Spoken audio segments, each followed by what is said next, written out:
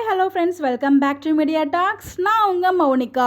இதை ஷேர் பண்ணுறது ஆக்சுவலாக மறந்துட்டாங்க. எத்தனை பேர் இதை நோட் பண்ணீங்க? ஸோ நம்ம விஜய் வந்து பார்த்தீங்கன்னா ஃபர்ஸ்ட் டைம் வந்து இன்றைக்கி தான் காவேரிக்கு ஐ லவ் யூ அப்படிங்கிற மாதிரி சொன்ன மாதிரி எனக்கு ஞாபகம் இருக்குது. இது வரைக்கும் வந்து பார்த்தீங்கன்னா ஐ லவ் யூ சொன்னது இல்லை, பட் மறைமுகமாக வந்து பார்த்தீங்கன்னா அவங்களோட காதல் வந்து பண்ணிகிட்டு இருந்தாங்க. ரெண்டு பேருமே வந்து ஒருத்தருக்கு ஒருத்தர் புரிஞ்சு ஒரு லவ் யூங்கிறத விட ஒரு கணவன் மனைவியாக வாழ்ந்துட்டு இருந்தாங்க. ஸோ நம்ம எல்லாரும் எதிர்பார்த்துட்டு இருந்தோம், நம்ம எப்படிலாம் வந்து ப்ரப்போஸ் பண்ணுவார்னு எதிர்பார்த்தோம்.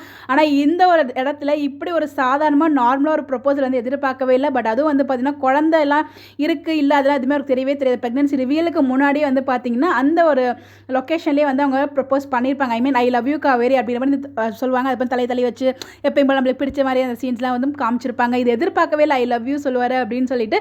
நம்ம ஐ திங்க் 470 எபிசோடில் நம்ம எக்ஸ்பெக்ட் பண்ணிட்டு இருந்தோம் நினைக்கிறேன் ப்ரப்போஸ் பண்ணுவார்னு சொல்லி எனக்கு எக்ஸாக்டாக அந்த எபிசோட்ஸ் ஞாபகம் இல்லை.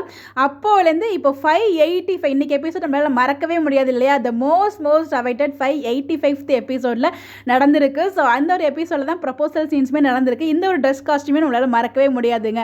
அப்போது பர்த்டே ஸ்பெஷல், இப்போ வந்து பார்த்தீங்கன்னா ப்ரெக்னன்சி ரிவியல். ஸோ வேறு லெவலுங்க, ரொம்ப ஹாப்பியாக இருக்குது. பட் இந்த இடத்துல ப்ரெக்னன்சி ரிவியல் மட்டும் கிடையாது, ஒரு ப்ரப்போசல் சீன்ஸுமே ரொம்ப சிம்பிளாக நடந்து முடிஞ்சிருக்கு. ஐ லவ் யூ அப்படிங்கிற வார்த்தை விஜய் வாயிலேருந்து முதல் முறையாக காவிரி கிட்டே போயிருக்கு.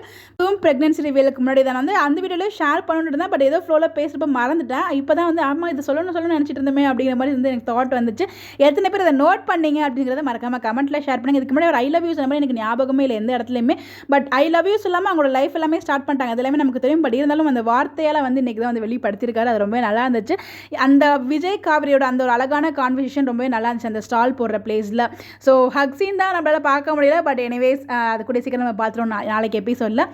ஸோ எப்படி இருந்துச்சு இன்றைக்கி எபிசோடு? எல்லாரும் என்ஜாய் பண்ணிங்களா அப்படிங்கிறத உங்களோட ஒப்பீனியனை மறக்காமல் கமெண்ட்டில் ஷேர் பண்ணுங்கள். எவ்வளோ ஹாப்பியாக இருந்தீங்க அப்படிங்கிறதையும் கமெண்ட்டில் சொல்லுங்கள். இந்த மாதிரி அப்படி தெரிஞ்சுக்க நம்மளோட சேனலை ஃபாலோ பண்ணிக்கோங்க. Bye bye.